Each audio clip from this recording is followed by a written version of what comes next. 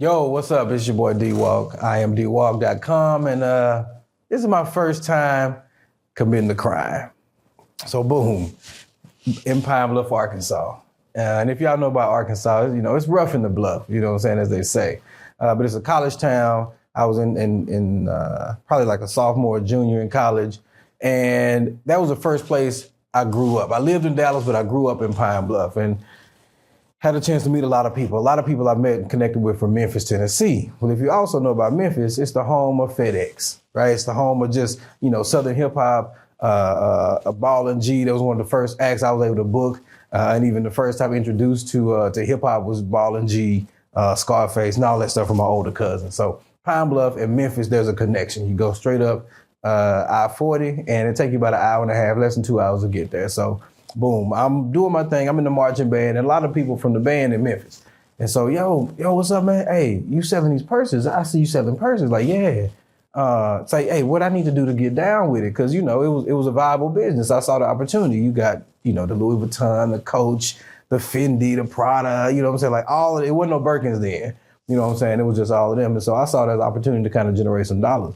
And so I was asking my partner, I was like, yo, where you get these purses? He's like, yo, Memphis, FedEx is there. So whenever they shipping them, they gotta stop in Memphis. Now, let's take it back to the 90s. If you was in Dallas in the 90s, you knew about the trains.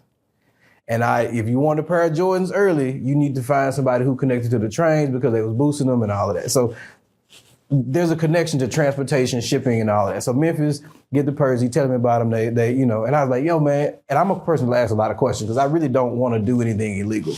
And so I'm asking like, yo, where these purses from? He's like, listen, bro, this is a story I got. These purses and these bags and these shoes are so high quality. If they got one little minor flaw on them, they just toss them to us and we got them.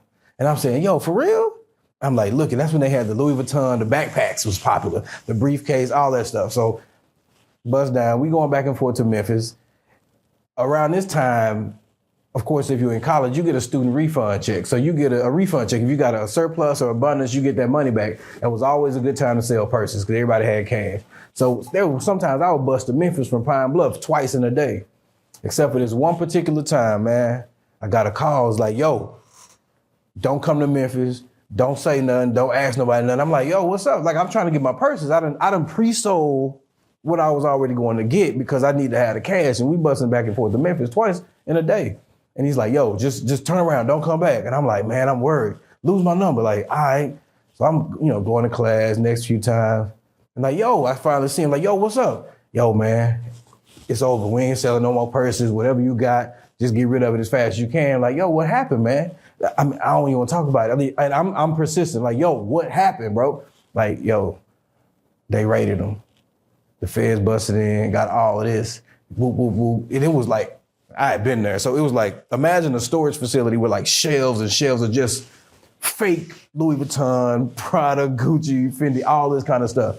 You know what I'm saying? And it was at that point, I was like, so what's the problem? Because you told me it's legit. And he was like, man, that's just a story, man. Like, this stuff ain't legal. And I was like, oh, it's illegal? Yeah. I said, so what they get charged with? He's like, well, you probably might get caught up in it too. That's why I want you to leave, kind of step back. And I was like, yo, I'm caught up in what? He was like, this is around the time when Michael Vick got into his situation. And I learned about interstate commerce. And so because I was using the federal highway to travel back and forth and I had stolen goods, that's instantly Fed time. I ain't even know. I'm a dude up here. I'm from Dallas, from Oak Cliff, in college, and my entire life could have been changed for committing a crime that I didn't even realize was a crime just because I transported illegal goods on federal property. So get back, my partner like, yo, got these purses. I'm like, man, yo, I need some cash because I done promised these people something. He was like, man, you better sell a dust bag.